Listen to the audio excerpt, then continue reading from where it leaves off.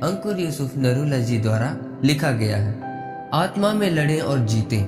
जैसा कि प्रकाशित वाक्य अध्याय 21 उसकी 7 आयत में लिखा, जो जय पाए वही इन वस्तुओं का वारिस होगा और मैं उसका परमेश्वर होऊंगा और वह मेरा पुत्र होगा। मेरे प्रियो, बाइबल में लिखा है कि एलिया मेरे और आपके समान दुख सुख भोगी मनुष्य था। उसने 850 बाल के नबियों को एक पहाड़ के ऊपर इकट्ठा किया और कहा कि मैं परमेश्वर से प्रार्थना करूंगा और इस वेदी को पानी से भर के इसके ऊपर भेंट चढ़ाकर परमेश्वर से कहूंगा कि इसके ऊपर आग उतारे।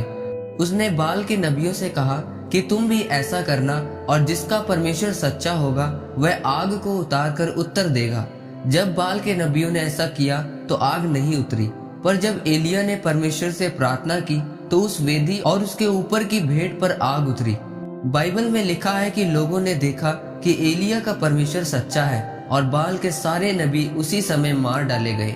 उसके बाद जब एलिया वहां से गया तो उसे एक संदेश मिला कि रानी इजेबेल ने कहा कि जिस तरह तूने मेरे नबियों को मारा है उसी तरह से मैं तेरा सिर तेरे धड़ से अलग कर दूंगी।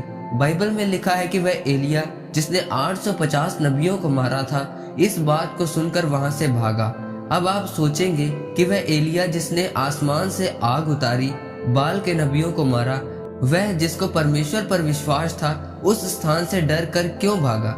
याद रखें, जब पवित्र आत्मा आपके साथ होकर चलता है तो आप बड़े काम करते हैं। अगर आप ध्यान दें तो क्या जो बीमारी या जो वायरस आजकल लोगों के शरीर पर हावी होता है, वह वायरस या बीमारी आज ही नहीं आई, यह बहुत सालों से दुनिया में है।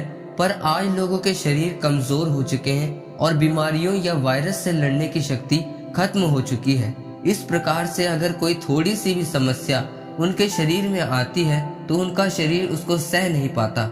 फिर डॉक्टर आपको खाने पीने के लिए अच्छी और सेहतमंद चीजें बताते हैं। उसी तरह से आत्मा में कमजोर होना है। जब आप प्रार्थना, बाइबल पढ़ने और उपवास को उचित स्थान नहीं देते तो आपकी आत्मा भी कमजोर होती है, जिससे शैतान का हमला आपकी आत्मा पर असर करता है।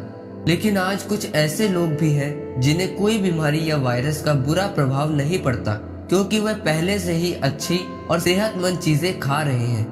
उसी तरह से एक प्रार्थना करने वाला मसीही है, वह उन लोगों की तरह है जो अपने शरीर का ध्यान रखते हैं और अपनी आत्मा को ताकतवर कर रहे हैं। जो लोग हमेशा परमेश्वर की हजूरी में रहते हैं, परमेश्वर उन्हें अपनी आत्मा से भरता है, क्योंकि उनको पता है कि एक मसीही होने पर शैतान उनके ऊपर हमला करेगा। जैसे बाइबल में लिखा है कि परमेश्वर के सारे हथियार बांध लो ताकि तुम बुरे दिनों का सामना कर सको। इसलिए वह विश्वासी जो आत्मा में मजबूत है कभी नहीं गिरता। जिस तरह से एलिया प्रार्थना में था और 850 नबियों को मार कर आया, और जिस दिन वह प्रार्थना में नहीं था तो एक रानी के डर से वह भाग रहा था। जब आप समझ चुके होंगे कि आपका भरोसा आपके शरीर पर नहीं बल्कि आत्मा पर होना चाहिए, क्योंकि जब आप आत्मा से लड़ते हैं तो हमेशा जीत आपकी होती है। परमेश्वर आपको इस वचन के द्वारा आशीषित करे। आमीन।